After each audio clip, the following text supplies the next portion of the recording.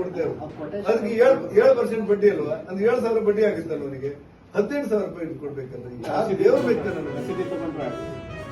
ಒಳ್ಳೆ ಸಾಧನೆ ಬಿಡಿ. ಅದನ್ನೆಲ್ಲ ನೀವು ಏನ್ ಮಾಡ್ಬೇಕು ಅಂತ ನಿಮ್ಗೆ ಬಡವರಿಗೆ ಒಂದು ಸಹಾಯ ಮಾಡಬೇಕು. ಬ್ಯಾಂಕಿನವರಿಗೆ ಏನಿದೆ ಅಪ್ಲಿಕೇಶನ್ಸ್ ನ ಜಾಸ್ತಿ ಪೆಂಡಿಂಗ್ ಇಟ್ಕೊಳ್ಳೋದ್ರೆ ಏನಂತ ಮಾಡ್ತೀವಿ. ನಾನೀಗ ಬೇರೆ ಬೇರೆ ಜಿಲ್ಲೆಗೆ, ನಮ್ಮ ಉಡುಪಿ ಜಿಲ್ಲೆಗೆ, ಮಂಗಳೂರು ಜಿಲ್ಲೆಗೆ, ಬೇರೆ ಬೇರೆ ಕಡೆ ಹೋಗ್ತೇನೆ. ನಾನು ನೋಡಿದಾಗ ಸ್ವನಿಧಿ ಯೋಜನೆ ನೀಡಿ ಅಂತೇಳಿ ಅಂತ ಹಾಕೊಂಡಿರ್ತಾರೆ.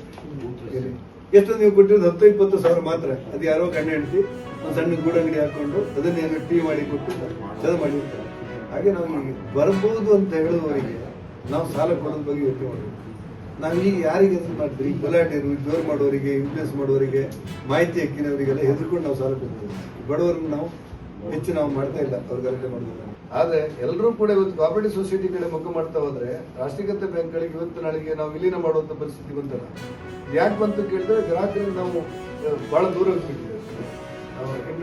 ಡಿಪಾಸಿಟ್ ಅನ್ನ ಮತ್ತೆ ರಿಕವರಿ ಮಾಡುವ ಸಾಲಗಾರನ ಮಾತ್ರ ನೋಡಿದ್ ನಾವು ಸಮಾಜದ ಎಲ್ಲ ಕಡೆ ನೋಡಿಲ್ಲ.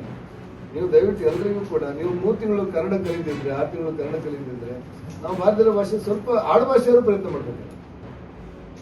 ಯಾರು ಕನ್ನಡ ಮಾರೋರು ನಮ್ಮಲ್ಲಿ ಈ ತರಕಾರಿ ಮಾರೋರು ಯಾರು ಮಹಿಳೆಯರು ಬರ್ತಾರೆ, ಬೀದಿ ವ್ಯಾಪಾರಿಗಳು ಬರ್ತಾರೆ, ಅವರಿಗೆಲ್ಲ ಎಲ್ಲಿ ಇಂಗ್ಲಿಷ್ ಬರುತ್ತೆ. ನನಗೆ ಮಿನಿಸ್ಟರ್ ಮಾತಾಡಿದೆ, ಯಾರು 3 ತಿಂಗಳಿಂದ 6 ತಿಂಗಳಲ್ಲಿ ಕನ್ನಡ ಕಲಿದಿದೆಯೋ ಅವ್ರನ್ನ ವರ್ಗಾವಣೆ ಮಾಡಬೇಡಿ ಅಂತ ಹೇಳಿದ್ದೆ. ಯಾಕಂದ್ರೆ ಸುಲಭದಲ್ಲಿ ಹೋಗಿಬಿಡ್ತಾರೆ.